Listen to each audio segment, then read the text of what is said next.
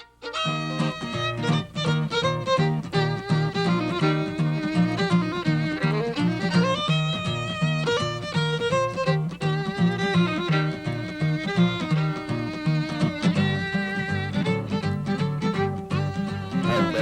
to the Hank Cisco Show. I'm Stan Casascio filling in for Hank. Hank, if you're watching, everybody's thinking about you and praying for you and hoping the best for you. Tonight we have a young gentleman here who has impressed me. I met Aslan Brewer about 6 months ago, something in that neighborhood, and I am a coffee fiend. I am addicted to coffee. And I'm addicted to Starbucks coffee. Dunkin' Donuts is okay, but I like Starbucks coffee. And I've watched this young man who's the store manager there, how he treats people. He knows almost everybody, all of his clients that come in regularly, he knows all their names.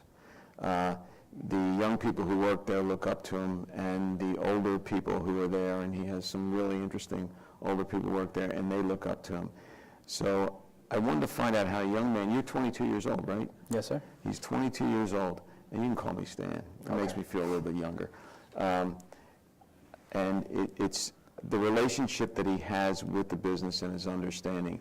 Aslan is one of those young people who sees the possibility of life, and he takes advantage of those possibilities, and I think he has done very, very well.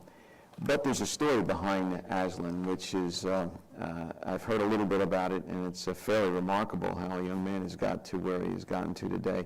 So Aslan, why don't we turn back the clock a little bit? And I know sometimes it might be a little hard to talk about it, but I think it's very impactful for the young people and for people watching that Hank had a saying that it isn't how many times you get knocked down, it's how many times you get back up and get back in the fight. And I think that statement by Hank really fits who you are as a person in my book. So I want to take you back to your childhood. You're living with your mom and dad, right? So tell me a little bit about the relationship there. Yeah. So my mom and dad met. My dad was in the Army. My mom met through a mutual friend, and then they got pregnant. You know how some young kids do, and. So that was pretty cool. My dad I assume that was you. Yeah, it was me. It was me the first time. And so my dad got shipped off to Korea, and I was born. He came back on a cargo plane, was able to see me for a couple hours, and then got shipped back out to Korea. And my mom and dad, they were together for a couple months, and my mom ended up getting arrested when I was very young. So my dad got full custody of me at about a year old. They got divorced, and I grew up with my dad. He got out of the Army, went back to school, was working 2 jobs, and was taking care of me. And so I lived with him. How old were you about this time? My mom got arrested when I was about 1, and then... Your mom got arrested for what? Drug usage and drug dealing, mostly. Probably the reason why your dad left her then at that particular point. Yeah, definitely not a fit parent, which is why my dad got full custody. And so I was living with my dad, and we moved to Pennsylvania, and he was working a lot, going to school. And so he had me, and I would go visit my mom for like weekends or the summers after a while, and she ended up remarrying. And then my dad ended up meeting somebody else, and he remarried as well, and that was my stepmom. And my stepmom wasn't a huge fan of me or my mom, mostly, or the fact that she wanted to be a part of my dad's life. I mean, that's very invasive. That's your husband. So it was just you and your dad, and then all of a sudden this person steps into your life, and she's not exactly Mrs. Mom to you, to a degree, and you sensed that as a child, to a degree. And I was about 8 years old at the time. We ended up getting a house together, made a family out of it, and there was definitely a lot of tension in the house, and my mom was still trying to be a part of my life and consequentially my father's life. Is she still doing drugs at this time? Yeah, guaranteed. She had 2 other kids to her second husband, and that would be my half-brother, Madison and Haley. Very young at the time, and then I remember when I was living with my dad and my stepmom, I would get punished by getting locked in my room and that was where I would stay. And it ended up being about a year like that, where I would just So in order to keep you under control, they would lock you in your room, let you out to go to the bathroom, I assume, have dinner, go to school. Yeah, so I mean, dinner was in the room too. They would bring dinner was in food the up room in too. a tray. Yeah, I would eat with the family, and so I would wake up, get ready for school, go to school, come home, and then it would be chores or anything. Go up to that room, and they would let me out to brush my teeth and go to the bathroom at night, and then I'd just be back in there. I read a lot of. Did you have any TV in there? No. No TV? I had a SpongeBob radio. I had some books. I had a journal, and I had these little Pokemon action figures. They were about 1.5 inches tall, and that's what I did in that room. I would read or write or play with those Pokemon action figures, and so it was like that for a while. They were going to put me up for adoption, and I ended up going to visit my mom for an Easter break, and I was never driven home, and they didn't come get me. So basically they left it at your mom and that was it? And decided that was where I was going to be. So how old were you at that point? 9 years old. So you're 9 years old, you get left with your mom, he never comes back and picks you up, and she has 2 kids. So now you have a half-brother and a half-sister. Yeah, and my stepmom at the time was pregnant, and she had also had a child before my dad, so there were 2 kids back there. But I'm living with my mom and my half-brother and half-sister, and let me ask you this. What's the home life setting now? Your father probably had a half-decent house that they lived in. What was your mother living in if she's had a drug problem and everything else? She's got 2 kids. Yeah, so she was remarried. Her current husband at the time was in the Army, so he would send money back for housing. We lived in this apartment. Basically, it was like a larger apartment. It was like a 2-bedroom, and we would share those between the kids and my mom. And then, I mean, it wasn't big. It was kind of old, but it was home. And mom always had guys in and out of the house, and she was kind of avidly using and dealing at the time. She said she was using drugs at the time in front of you. Yeah. Did she try to hide it at all? She definitely tried to hide it. I mean, she had. But you're old enough to know what the heck's going on. Yeah, I mean, she had the wherewithal to not want her kids to see her doing drugs, but at the same time, she was a mom very clearly. So let me get this straight. Drugs. I mean, because there's probably a lot of young people watch this show, and this to me is a story that should touch everybody. So you're 9 years old. You get dropped off at your mom, who's got a stepdad who's away because he's in the Army. To sending back money. She has guys coming back in and out of the apartment.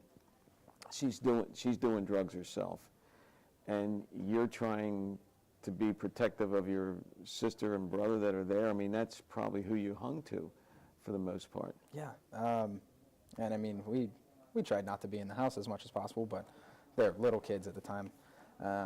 And so I tried to take care of them, walk them to the park or anything, played with them outside.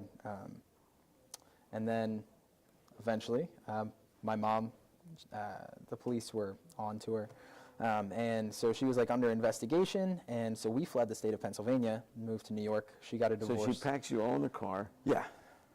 Goes to New York, and then gets a divorce. Yeah, 3 kids, a divorce, and then just whatever she could fit in her car. And we drove up, and we got this even worse apartment. It was like part of a duplex house. The balcony was shared in the back, and I always remember that because the neighbors and I would all sit out on the back balcony. We could just walk into each other's houses from back there. And so I'm living with my mom, and my brother comes of age. He's able to go to school, so I had to enroll him in school. You actually enrolled your brother in school? Yeah. And you're what, 10 years old now? Yeah, 10, and walked him to school every day. We were about 1.5 miles away from school, so we would walk up the hill to school, and then I'd walk him back, and I'd pick him up after he was done. And we did that for a long time. Mom was getting worse and worse, and the apartment was not good. She was living on child support from my dad and her second husband because she had all those kids. And so then one day she was high. She was outside. My sister was home, and she hit my sister, and somebody saw. How old was your sister at the time? She was 3-4 years old. So she was out there. She's high. Yeah. And she basically hits your little sister. Yeah. So she hits my sister, and somebody sees that she's outside, and obviously child support's not what's up. So that person calls like Child Protective Services. They come to see my mom. They realize that she's like clearly intoxicated. They then went into the house and found tons of drugs and drug paraphernalia throughout the house, whippet cans all over the floor. And so my mom was arrested, and I brought my brother home that day from school. It was right before Easter break again, and I came home. She is in handcuffs on the front porch. We walk up to the house. We ask what's going on. There's a lady. She's like, "Hey, I'm so sorry. Your mom's in the back of this car." She was very nice. She was from Child Protective Services. She said, "You're going to need some things." So I went inside and packed up everything for my brother and sister. And I remember I packed myself one night bag and a teddy bear. My PSP, my PlayStation Portable, back when those were cool. PlayStation, and your PlayStation. Yeah, little PlayStation, so I had something to do while we waited for Mom. And I thought I was going back just for the weekend or anything. And then we ended up going into the Child Protective Services, and we spent a night on the floor there, my brother and my sister and I. And then eventually, my brother and sister's dad's mom, their grandma. So their father came and got them? Their father's mother. The father's mother. Came up with their great aunt, and they drove up and they picked up the three of us. And I stayed with them for about a week, and then my dad's parents came and got me from them. So my brother and sister are living with their stepdad and their stepdad's mother. They're actually their dad. Yeah, their dad and their grandparents. And you're now off with your father's grandparents. Yes. So, your father's parents. Yeah, my grandparents as well. Now how old were you now at this particular? It's 10. Yeah, later half of 10. Later half of 10. So, in 10 years, you've survived it all. Yeah. So far, and I mean. Yeah, it's going so well. For the first decade, I figure might as well do it another one. What was your attitude back then? What was you? Did you just start day to day, basically? Yeah, I mean, no. how do you survive something like that? I mean, I went through like some severe depression and started around 9. Obviously, you get super upset. You find different kinds of things. Hang out with bad people. It happens. But my number one thing was that I wanted to be happy.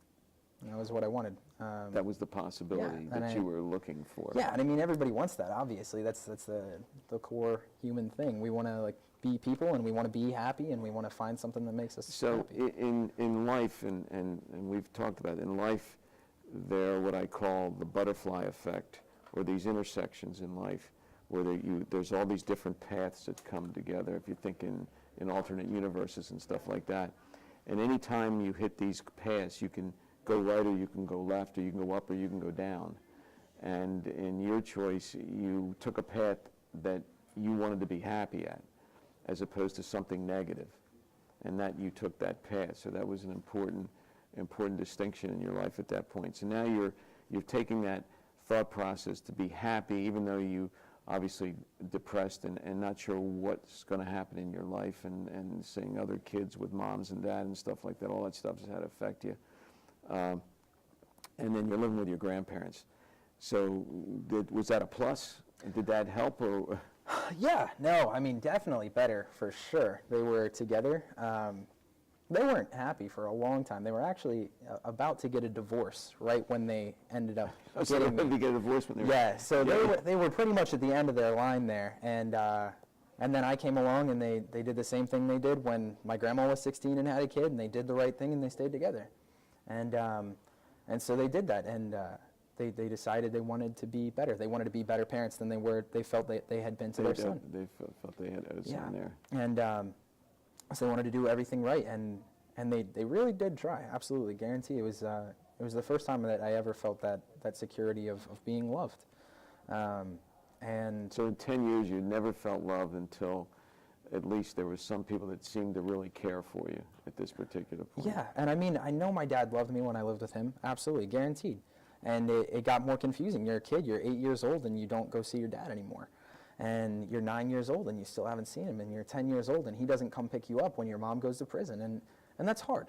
And that's absolutely hard, and it confuses you. And at 10, I'm living with my grandparents, and my grandma's working all the time. She's working 70, 80 hours a week, trying to put food on the table and take care of What's your grandfather the household. doing? Well, Pap was an alcoholic and Jeez. lived in the basement, and that's what he did. He's a funny guy for sure, smart guy, but he injured his back when he was in his 40s, and instead of trying to get better, he just quit. He just quit. He just gave up, and So he took the, so yeah, he so had his a- intersection of path, he went down instead yeah, of, and he had a lot of anger, and he was very upset, and he took that out on us a lot, and that was, I mean, pretty verbal and not always great, and it made and home. and drinking. Yeah, I mean, obviously drinking doesn't help so much when you're feeling upset. So I mean, it wasn't a great home environment, but I know for a fact that they cared about me, and they tried, and they loved me, and they did everything they could.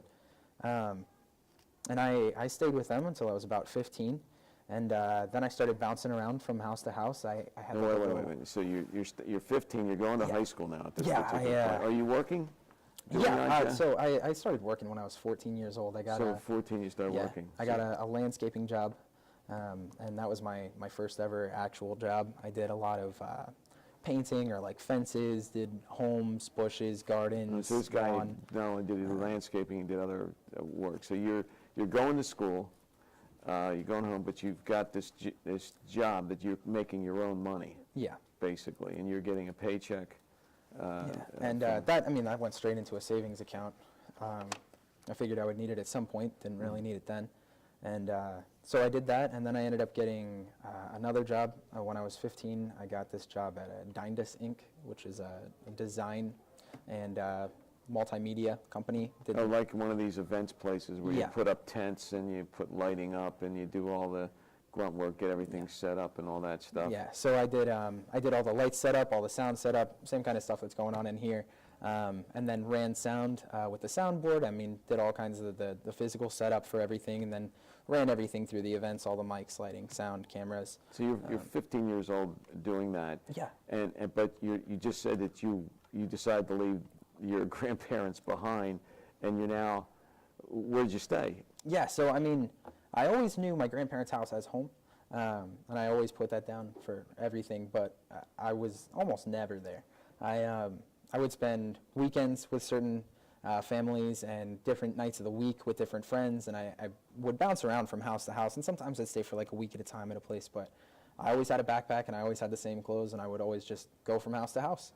And So you're basically, you're working, you give your grandparents' home as your home address, but in effect you're living in all your friends' houses and you're interacting with their parents and their families. yeah, and it was And great. you were It was like one a- of the family. Yeah, Oh, bonus here's son Aslan. in all these homes, super tight.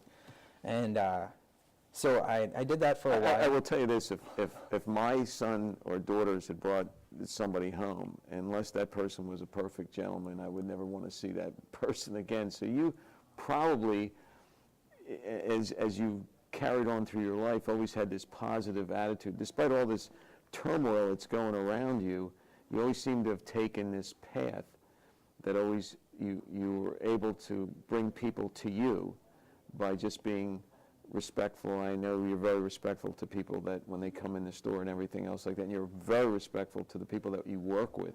I observe a lot of stuff, and that was always very impressive to me. That is not something that is easily done by people. So you're doing this, and you're working, and you're going to school. So how's that? And did you see your half brother and half sister? I got to visit him maybe once or twice a year. I would see him, or my mom would try to drive up and visit everybody. So your mom would still kind of show up once in a while. Yeah, Still she doing really drugs. would. She would call like a week ahead of time or anything else. Yeah, she was living in Georgia at the time with it was like her biological father that she found out about late in life. Her biological So father's second ex-wife's son. So like somebody who was not related at all. So She your was, your yeah, mom like, actually crashing with had them. kind of a dysfunctional upbringing herself. Oh yeah, my mom. So I mean, she was diagnosed bipolar, so had like severe manic depression, and then I mean, obviously abusing drugs and alcohol Did is not, not. did not help at all. Yeah, I mean, that I'm just doesn't make it amazed, any better, I'm that's just for amazed sure. you weren't doing drugs and alcohol at the time. I think, it's very easy to fall into that trap just to ease the pain. Yeah, no, I mean, you're absolutely right, and I can't say that I didn't, like, try or anything. I'm not perfect. I don't want to sit here and preach perfection, but it wasn't But what you I recognized, needed. you recognized this is a path I can't go Yeah, on. and that's the thing. You lose the person who you are trying to cover up the person you don't want to be. And then that's not what it's about. Like, and I see, like, a lot of value in being who you want to be and being happy. But I think that the hardest part of that is facing the reality that it's not all good, and it's not all happy, and it's not all perfect, and it's not all beautiful, and it's not all going to fit together like some amazing puzzle. And sometimes you got to cut the pieces up and glue them together, and you got to smash them in, and that's how you build whatever we call life. Hank also had a saying that was all sunshine makes deserts. And to a degree, obviously it can't be perfect all the time. So just to go back, so you're now doing odd jobs, working for yourself, not really living at home. You're living with everybody else, and you're going to school. So you graduated from high school. Yeah, eventually, yeah. You eventually graduated. Yeah, I'm still from high school. 15, You're so still not yet. 15. But you stayed in school. How were your grades during this time? I mean, pretty good, Pretty for good? sure. Yeah. You studied and you No. you enjoyed No, class? I didn't. No, that's probably not good to say. No, I didn't. I'm not a study guy. I think it's important to pay attention and listen, and that's a part of the respect that you talked about. I think that respect is yes, no, please, thank you, sir, ma'am, Mr., Miss, Mrs. Yeah. I think that those things are incredibly important, but I think the number one thing about respect is your ability to listen to somebody and your ability to retain what they say, because that's important. And if nothing else, that's what I did. I could go to English class and somebody would be, this is an adverb, and yeah, now I know that's an whatever adverb. an adverb is that somebody else So knows. you absorbed what you heard as opposed to doing hardcore studying. Yeah. And stuff like that. Mainly because you were working jobs, you really didn't have the time to sit and Yeah, study. and I mean, I remember doing homework right before school, in study hall or whatever, just making sure it was always done, because that's important. So you always took but- that responsibility to finish tasks that were assigned to you in some way, and somehow. Yeah, in I some mean, way. if you tell somebody you're going to do something, you should do it. Yeah. I think that's respect. So now, what happens that changes another path? Because something else happened to you that was kind of interesting. Yeah, so my freshman year of high school, my good friend, who is now one of my very best friends, his name was Jake. Does he And, still live in the area? Yeah, he goes to school near here in Phoenixville. Yeah. And, He's still going to school? He's younger than you? Yeah, well, yeah. We graduated the same year, Oh, but he's still going to school, okay. yeah, he's still in school. So he tricked me into going to youth group one night. So he And tricks. Yeah, he absolutely bamboozled me, for sure. I was kerfuffled into it. So He was you're like, not- hey, man, we're hanging out tomorrow night, Wednesday night, for sure, from 6 to 9, at this cool place down the street. And I was like, sure, man. He was like, this is church. And I was like, I'm an atheist. And he was like, well, So you're an atheist, you don't believe in God, got you because you're now. figuring what's Yeah, like. So if God hugs you, man, like, he'll burn the atheism out of you. I was like, thank you, Jake. This is very helpful. And I absolutely hated it. And I hated that he tricked me into it. And I hated the whole concept of God. I hated that if there was a God, that he let things happen to kids like me, my brother, my sister. And I didn't want to believe that. I didn't want to believe there was anything like that out there. And so then... he tricks you. Did you Yeah. stay or did you walk No, away? absolutely. I mean, I stayed for the night because I was spending the night with him. I didn't have okay. anywhere You else didn't to have a go. choice. I couldn't drive. I didn't have a ride. He really hoodwinked Yeah, you. he was really good. He got me for sure. And then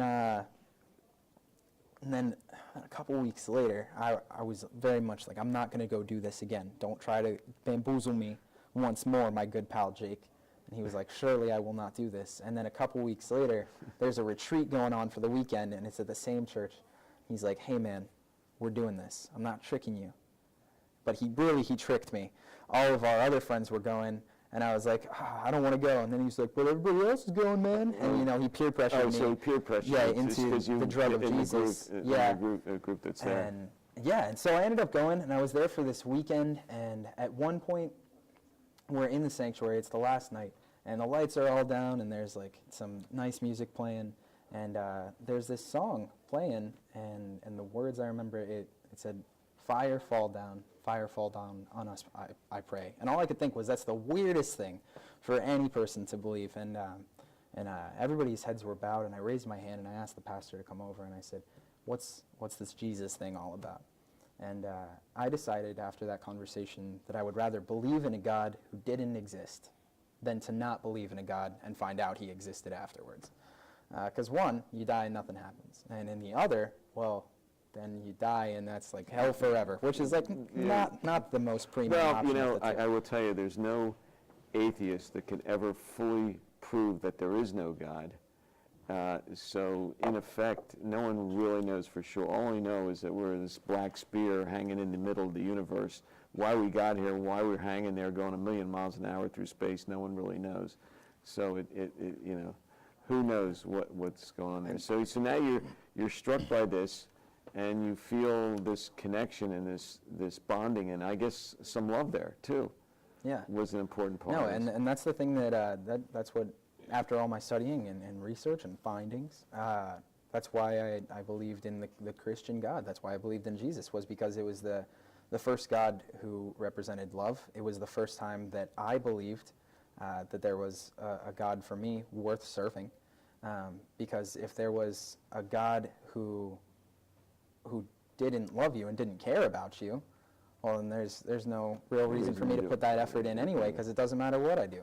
Yeah, they're not going to care about me. So, in effect, it was something that fulfilled this emptiness that had been in existence for your life. Even though you felt it a little bit here and there, you really didn't feel unconditional type of love. And I know a lot of Christians believe that God's love is unconditional, and that's important to them. So you're doing that, but you're doing something else during this time, which it's a shame we don't have it here. But I know you write poetry. I know you play different musical instruments and stuff like that. I would assume poetry to you is a way to get the emotion, the disappointments and the emotions out of what you're doing, because a lot of poems are written with a very deep emotional feelings, and the connection is generally somebody reads a poem and feels that and emphasizes with that person, and it becomes part of them too. So tell me a little bit about what motivates you to write poetry. Yeah, so I mean, I've been writing for a long time now, like more than a decade. And when did you start writing poetry? I had that journal when I was living with my dad, and that was when I first ever started writing. 12, 15 years old? I was 8 years old. I started writing, yeah. And it wasn't good, and I would never recommend 8-year-old poetry to anybody. I wouldn't even go so far as to say I'm good now. I'm significantly better. You get a good 15 years of practice, and you definitely get a little bit better. I'm waiting for that poetry book to be published. Okay, thank you. Okay. I write poetry because I think that what poetry is supposed to represent is an emotion or a memory, and what it helps you do is capture something that you otherwise wouldn't necessarily remember for either the reader or the initial writer. Mm-hmm. It allows somebody to feel the thing that you feel, and it's the closest thing that we can get to with words to an actual abstract concept such as emotion. We love people, we hate people, we're upset, we're bothered, we're happy, we're joyous. Somebody waves to you on the street, and you're not going to remember the last guy who waved to you on the street, but you write a poem, and you're like that tall man with the black pants. He waved to me, and I remember the way his eyes looked into mine. And it's just that moment that you feel and you want to remember and you don't want to be apart from. And mm-hmm. It's something that you want to be able to share with somebody else, and sometimes just do for yourself. And sometimes it's very therapeutic because you can write your story out, and then when you read that story back, it doesn't seem as significantly important anymore. You've got it out on paper, and you can say, and you can almost detach yourself from it. Because I've done a little bit of that myself in writing my story. If I'm really, upset about something, and I look at that and I get all my emotions out there, and then I say, wow, what's going on here? And I'm able to detach myself. So it was probably very therapeutic for you. And now you play the guitar. You play a little bit of the piano. Yeah, I play. More than chopsticks. Yes, more than chopsticks. Okay. I play like the bass, drums, fill in. I sing a lot. How'd you get into that? Singing? Singing and all Oh, I don't know. You go to church enough. you started singing. So there's I mean, something they else that trick brought you it out of you. with that too. No, They yeah. tricked you with that too. No, I was always musical. I liked it. I think music is another way to express that emotion. The same thing as poetry, but except with a beat. And some people have rhythm and some people don't. So. All right, so now you got all these jobs. I don't. You've graduated from high school. You know, you've been working all these different jobs. You graduated from high school. You're writing poetry. You play some music. You're very attached to some of your good friends that accept you for who you are and bring you into their home.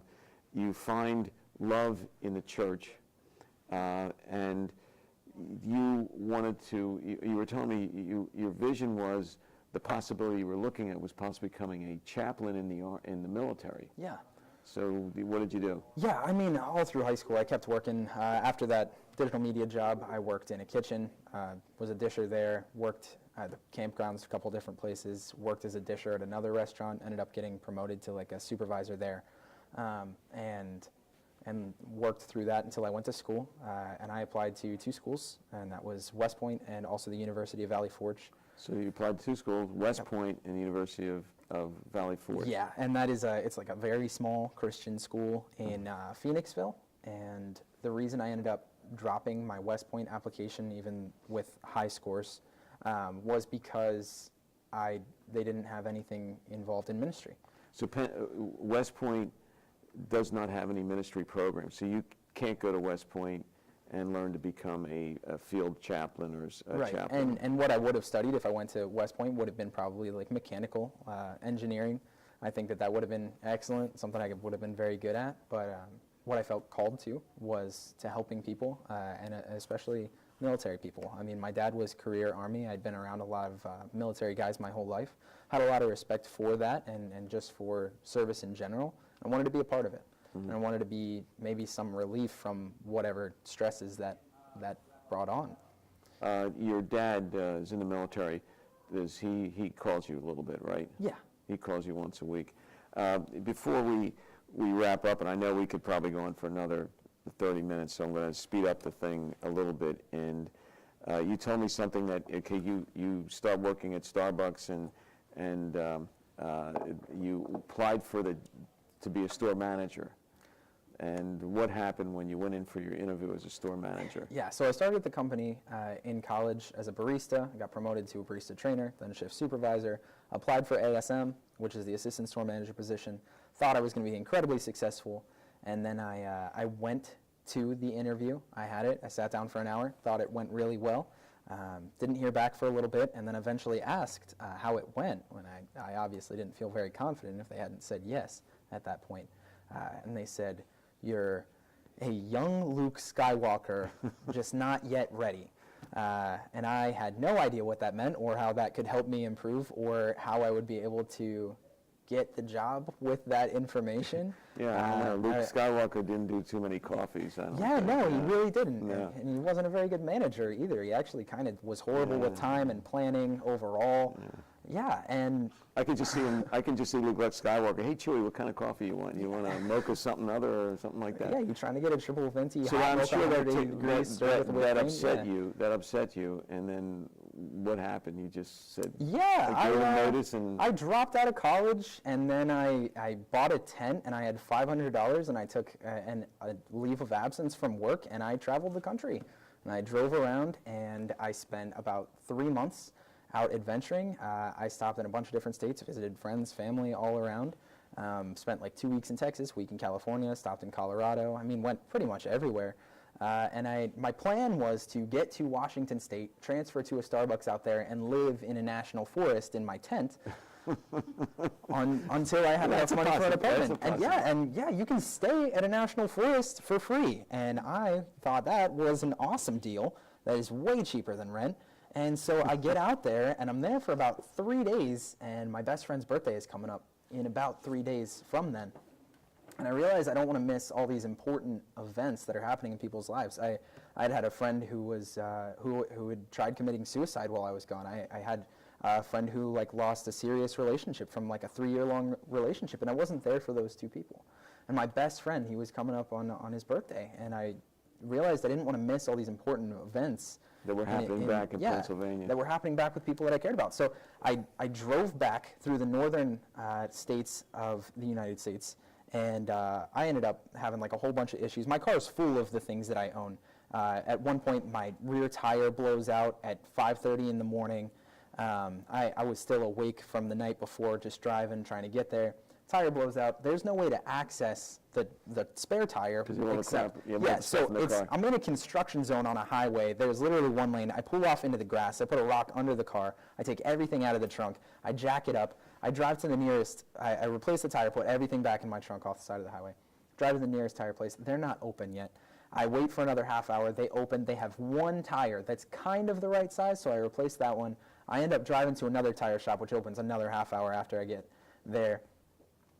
I replaced the other 3 tires with used tires because I have no money at this point. And they were like, yeah, I have no idea how you were driving on these. There's threads showing on 2 of these tires. And I was like, oh, very good. So I ended up spending all my money. I've got like $50 left on one credit card that I can spend. And I use it all for gas. I end up making it back on his birthday. I have his roommate let me into his dorm room to surprise him. And I'm in his dorm room on his birthday. He comes back from a golf tournament. He's turning 20, by the way. He's 20 playing golf. You can't relate to that. No, not at all. His best friend. He makes some weird decisions. And so I'm waiting there, and he comes in. I'm sitting on the recliner. His roommate's there. I say, hey, man, happy birthday. He says, thanks, dude. He walks by me. He has no idea that I'm in the room. And he walks to the end. He gets to the door, and I was like, how was your day? And he goes, and then he runs over, and he's just shaking with laughter. He hugs me, and then I ended up crashing on his recliner for the next 6 weeks because, again, I have no money. And so I'm sleeping there. And then the school finds out. This is a school that I had just dropped out of. They found out that I was still staying in this dorm room. And they basically said that I had to go or he would have to go. So that was unfortunate. And then I had about 2 weeks bounced around before I found a room in an apartment with a friend of a friend. It was $350 a month. And then you took the job back at Starbucks. Yeah, and I went back to my shift supervisor position. I ended up transferring to another store, helping out there.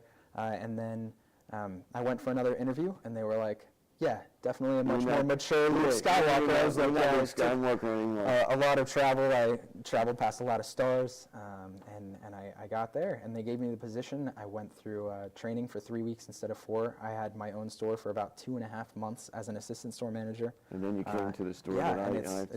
So it went really well from there, and I got my store. And as we wrap up, though, is one of the things that you now found a very special person that you're living with. Yeah, my pregnant girlfriend. Her name's Megan. She's sweet. And she's great. And you guys are going to get married. Yeah, for sure. And definitely, don't tell her though. Don't tell her. Don't watch this show. Yeah. If you see this show, turn it off. You don't want to hear what's going on. But I would like to say this: that you're going to make one hell of a dad. And the only thing I caution you, don't overcompensate. You don't want to, all the things that you missed in your life that got you to where you were, just be a good dad, be there, and love them, and you're going to be great. You're going to be a great dad. So I don't know how many people out there could do what this young man did at 22 years old. He's seen more life than probably most of us out there. And it's also something that says no matter how you get kicked around, no matter what, if you look at the possibilities, the good possibilities in life, and you choose those paths, nothing cannot be accomplished at all. You can always accomplish something. And I think that's what you should learn from this young man and what he's done. And I acknowledge you for who you are, and I appreciate you coming to work and giving me coffee every day and making everybody feel good around you. Aslan, pleasure. Thank you, Sam. Thank you. That's all for today.